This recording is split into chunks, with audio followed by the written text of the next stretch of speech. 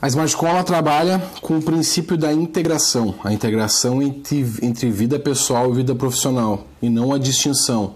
Sempre se falou da distinção entre uma coisa e outra, né? O que eu sou na minha vida pessoal não reflete no profissional e etc. E hoje já se tem compreendido, já se sabe que necessariamente para nós podermos ter performance, e nós vamos entender um pouquinho hoje o que é isso, porque se tem muito uma visão materialista do que é performance, mas performance está muito relacionado à importância que tu dá e que tu tem na vida do outro, né? Então, muito já se falou do princípio da distinção, mas nós trabalhamos hoje com foco na integração entre vida pessoal e profissional, entendendo que um profissional de alta performance, ele é um profissional que faz e que gera importância e dá significado e que promove a experiência na vida das pessoas e nos meios que ele faz parte, que ele é constituído. Uma pessoa que, se ela morrer, ela faz falta, né? E fazer falta é uma pessoa que necessariamente ela é importada para dentro do outro, né? Então, se uma pessoa que tem importância para mim é uma pessoa que eu importo para dentro de mim, e que não necessariamente, e que se confunde muito a ideia de sucesso com importância. E o que é ser um profissional de alta performance? A Smart School acredita, primeiro, em importância, ser uma pessoa que importa e que, se morrer, faz falta. Do tempo que tu tá do tempo que tu tem aí de constituição profissional e na pessoa que tu é, isso tudo dentro de do mesmo ciclo, né? Que é esse ciclo da integração entre vida pessoal e profissional. Uma pessoa que gera significado, promove a experiência que é importante, se ela morrer, ela faz falta. O sucesso, ele acaba sendo consequência de esperar, de ser uma pessoa que tenha a consistência e o foco de esperar o momento certo de ter o retorno, a monetização de tudo que tu parametrizou na tua vida para poder gerar esse retorno.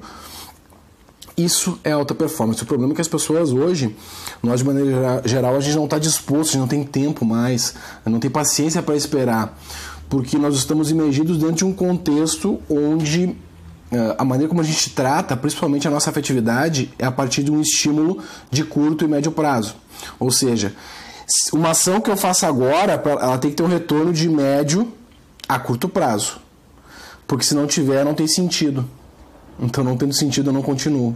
Por exemplo, bem se sabe que, hoje todo mundo sabe a importância do hábito da leitura. Então, o contato com a literatura, ele amplifica a minha capacidade decisória, eu consigo ter um escopo de decisão muito maior, a minha ideia de experiência, no sentido bem emanente da natureza, ele se amplifica, a minha capacidade retórica fica melhorada, tem uma aderência maior nas pessoas, tudo melhora, no sentido linguístico, a gramática, tudo acaba tendo benefícios. E é inegável isso. O problema é que as pessoas sabem disso, até vão num evento ou numa palestra, se estimulam, estão estimuladas, começam o processo e não terminam. O que faz elas não terminarem é a dor que a Smart School tenta preencher. E preenche, através de métricas, de metodologias específicas que vão trabalhar justamente isso. E o que falta, o que faz essa pessoa não ter a continuidade é a má educação da afetividade, é não entender como nutrir as potências humanas e simplesmente ser totalmente negligente com as virtudes. Isso renderia uma aula de 2 horas no mínimo em um curso de 40 horas, mas vamos tentar, no mínimo possível de tempo, falar sobre isso. Então, as potências humanas, que são a inteligência, a memória e a vontade. A boa nutrição da inteligência através das leituras, da acepção e a aceitação de realmente, eu tenho que estudar para poder nutrir a minha capacidade cognitiva, poder ampliar meu escopo dialético, meu escopo retórico, para que eu possa ter contundência e fazer a diferença na vida das pessoas. Então, notem que o objetivo principal é fazer a diferença na vida das pessoas. Então, eu estou nutrindo, através de uma série de métricas, a minha potência humana, que é a inteligência. A memória, eu poder nutrir a minha memória com o que importa, com aquilo que é verdadeiro, belo e bom. Então, o que seria isso? É eu não ficar guardando, nossa memória é um HD que ele tem um limite, né? Ele cresce e diminui ao longo da vida. Então, existe um limite. Qual é o limite da minha memória? Muitas pessoas desconhecem. Com o desconhecimento desse limite, o que eu faço? Eu regulo a minha vida, tanto alimentação, prática de exercícios, uma série de outros parâmetros para poder ter uma capacidade amplificada de apropriar o conhecimento. John Medina, inclusive, tem uma obra que ele fala, em várias obras dele, ele fala justamente disso, da capacidade de a gente poder memorizar. Parar de gastar energia com uma memória que não tem serventia. Eu tenho quarta-feira uma reunião com uma pessoa tal, às 8 horas eu tenho que falar isso, aquilo, outro. Anota isso num lugar e libera a tua memória, né? Libera espaço. E trabalha com só o que tem sentido, que dá sentido à tua vida, à vida das pessoas na tua memória, né? A vontade. Trabalhar com a continência da vontade. Então, ou seja, eu não me sujeitar a fazer aquilo que o meu estímulo, que a minha condição de natureza manda, né? Por exemplo, um desordenamento da sexualidade. O que isso gera? Que está relacionado à afetividade, né? Então, uma pessoa que quando tem o estímulo sexual resolve optar por saciar esse estímulo imediatamente, sem ter o princípio da ordem dentro disso, o que vai gerar? Primeiro, egocentrismo, né? Segundo, que eu tá alimentando o meu ego. Segundo, é uma deturpação do princípio da beleza. Então, digamos que a pessoa tem um contato com uma pornografia. Ou até com a sexualidade desordenada no sentido do relacionamento sexual. Ela fica com a capacidade de entender a beleza no outro como um exaltar da natureza humana totalmente diminuído. Eu não consigo ver, eu vejo o outro através do prisma da sexualidade e não da contemplação da beleza da natureza humana, né?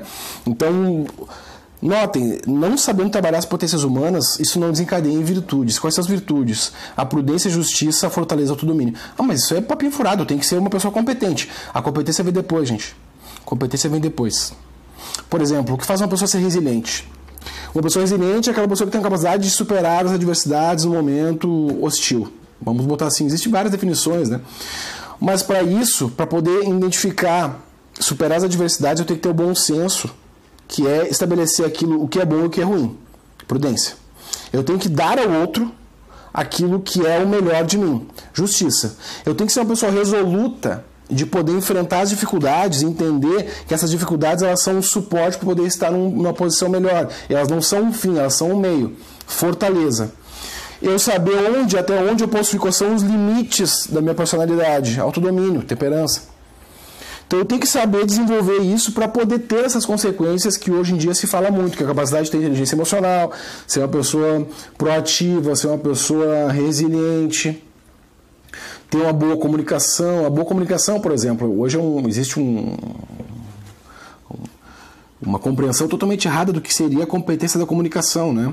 Nas teorias educacionais dizem que é um conhecimento com a soma de uma habilidade que é a soma de uma atitude, ou seja, tem conhecimento sobre a língua portuguesa, sobre literatura, ou sobre técnicas de persuasão e de comunicação em si, dicção, desinibição oratória, somadas à habilidade de poder desempenhar isso frente a uma atitude onde tu for requisitado, tu pode responder à altura. Isso, para acontecer nesse patamar, tem que ter o plano de fundo das virtudes e a nutrição das potências humanas. E para acontecer essa escala, eu vou ordenar isso em escala. Mas voltando à comunicação, né? A falsa ideia de que uma pessoa competente no sentido de comunicação, ela fala muito e ela não tem vergonha de falar, é desinibida. Não tem vergonha de falar. Isso não gera, não é... o senso comum identifica como uma pessoa que tem o talento para comunicação. Não tem esse talento. O talento da comunicação é aquela pessoa que fala o mínimo possível e agrega o máximo possível, que ela existe uma perspectiva qualitativa nisso e não quantitativa, né? Por exemplo, a autoridade, a construção da autoridade, geralmente uma pessoa que possui autoridade é a pessoa que dá a palavra final e a pessoa que menos fala. Uma pessoa fraca, ela fala muito, ela se justifica toda hora. Eu vou ir na tua casa, beleza. Cara, não pude ir, assim, me desculpa que esse meu cachorro passou voando aqui, eu tive que agarrar ele, meu cachorro comeu meu ônibus, eu brincava com você falar isso, desculpa, né? Meu cachorro comeu meu ônibus, chegou atrasado, o cachorro comeu o tema, comeu meu ônibus. Então, essas desculpas e justificativas, pessoas fracas se justificam. Pessoas fortes, que têm virtude da fortaleza, que têm autodomínio, que são prudentes, que são justas, o que elas fazem? Elas falam e elas cumprem, porque elas conhecem os seus limites, elas não vão chegar no compromisso que se elas identificarem que vão chegar atrasadas, elas vão pedir uma margem maior de tempo ou não vão ir, ou vão recombinar, remarcar e vão fazer isso com antecedência. Uma pessoa organizada, né? Uma pessoa que não tem capacidade de se organizar, muitas vezes é que ela está com o seu sentido embotado. E vamos falar disso, né? As potências humanas, inteligência, memória e vontade, para constituir isso para as virtudes, e virtudes significam forças, virtus, no latim vem forças, está relacionado à força, a raiz etimológica da palavra, assim como cardos, que é as virtudes cardeais, né? Cardos está relacionado à dobradiça, é a porta que abre para as virtudes. Né? Então, as virtudes cardeais, essas virtudes que abrem para as outras virtudes, as virtudes base, né? Que vão abrir. E a dobradiça está relacionada a suporte, a sustentação, elas que dão sustentação. Então, as potências humanas, inteligência, memória e vontade, virtudes, justiça, prudência, fortaleza do domínio. O que vai gerar o elo entre as potências humanas e as virtudes é a educação da afetividade. Na PNL nós temos a definição de canal representacional e sistema representacional. Então, quais são os canais? Nós temos 3 canais representacionais. O canal auditivo, visual e sinestésico. E o sistema seriam os 5 sentidos. Uma pessoa, para ela poder ter um talento, e esse talento vir a ser uma competência, que a competência, na verdade, nada mais é do que poder usar o talento no sentido de gerar para o outro sentido na vida das pessoas, né? Poder dar o melhor ao outro. Poder fazer com que as virtudes, elas credenciam a tua personalidade, credenciam a personalidade. Hoje está muito comum falar de personalidade, tem vários gurus aí que estão falando disso, mas acredito que falar nesse aspecto não se fala, que é justamente trabalhar. O grande elo aí é trabalhar a afetividade, como educar os 5 sentidos. E na Smartcon a gente tem uma metodologia chamada Elipse, que nós trabalhamos a educação da afetividade a partir dos sistemas representacionais. Como educar, que exercícios fazer para educar a visão? Que exercícios fazer para educar a audição? Não, mas por que eu preciso educar a visão, a audição, o tato, o paladar? Por exemplo, qual a tua comida preferida? A melhor comida do mundo, assim. Arroz e feijão. Te mata, né? Não, mas eu tenho o direito de gostar. Sim, mas tu achar que a melhor comida do mundo para ti é arroz e feijão, porque tu não conhece nada mais do que arroz e feijão. Porque teu paladar não está educado. Existem coisas muito melhores do que arroz e feijão. Por isso que se fala acreditado, não pode dar filé mignon para quem está acostumado a comer chuleta. Realmente não pode. Porque essa pessoa não tem paladar educado. Então, evoluir na afetividade é evoluir na educação dos sistemas representacionais, que são os sentidos. Então, como educar isso? A visão. Quando a pessoa tem contato com uma visão deturpada do outro, do sexo oposto, essa pessoa tem uma sexualidade desordenada. E geralmente essa sexualidade, o desordenamento da sexualidade está muito ligado ao embotamento do teu sentido visual, que faz com que tu não reconheça o que é belo e o que é feio. Por isso que muitas vezes uma obra de arte para ti não tem sentido. Porque aquele princípio artístico tem que ser contemplado a partir da beleza. Assim como o auditivo, a música que eu escuto, umas músicas horríveis, né? Por quê? Porque o meu sistema representacional da audição está mal educado. E às vezes é necessário a gente não ouvir nada para educar esse sistema, né? Contemplar o silêncio para poder aí realmente dar valor para aquilo que tu escuta. E hoje nós somos impedidos a escutar tudo que é coisa, né? De manhã eu gosto de botar o Bom Dia Rio Grande ali e ouvir a notícia. Mas tem um monte de porcaria ali, um monte de morte, gente que foi estuprada. Mas isso não agrega nada, gente. Só gera um sentimento de coação, um sentimento de se colocar numa posição assim até inferiorizada, né? Então, o que se faz? Não se ouve, não se tem contato com isso. Por que não se deve ter contato com esse tipo de coisa? Porque o nosso sentido da audição ele tem que ser educado. E na Smartcon nós ensinamos como a gente educar cada um dos sentidos. Nós temos métricas aí, a partir do nosso curso Elipse, para educar cada sentido. O tato, a pessoa é abrupta, às vezes ela tem um jeito sensualizado de falar, ela fala de maneira sensualizada. Mas ela é casada, não deveria falar dessa forma. Não é que é o meu jeito. Então mude o seu jeito. Você tem formas de mudar. Uma pessoa muito bruta, ela é meio grossa, assim, ela aperta as pessoas, ou quando aperta a mão, aperta muito forte, quando abraça muito forte. Então existem formas de trabalhar isso para se estabelecer um bom senso. É a partir dessas métricas, né? Então, resumindo, o áudio já está longo, o vídeo já está bem longo. Resumindo, inteligência, memória e vontade. Como nutrir a inteligência, como nutrir a memória e como nutrir a vontade. A nutrição das potências humanas vão desencadear nas virtudes. Para poder fazer com que aconteça, que saia das potências humanas para gerar virtudes, e essas virtudes elas têm uma aplicação de ordem prática na vida do outro, eu tenho que educar a minha afetividade. E educar a afetividade é trabalhar em cima de cada sentido e ter métricas, exercícios específicos para refinar a tua percepção sobre o teu eu interior e sobre o mundo à tua volta. Então esse é o princípio que a Smart Goal entende de integração entre vida pessoal e profissional. Eu não tenho como performar na minha vida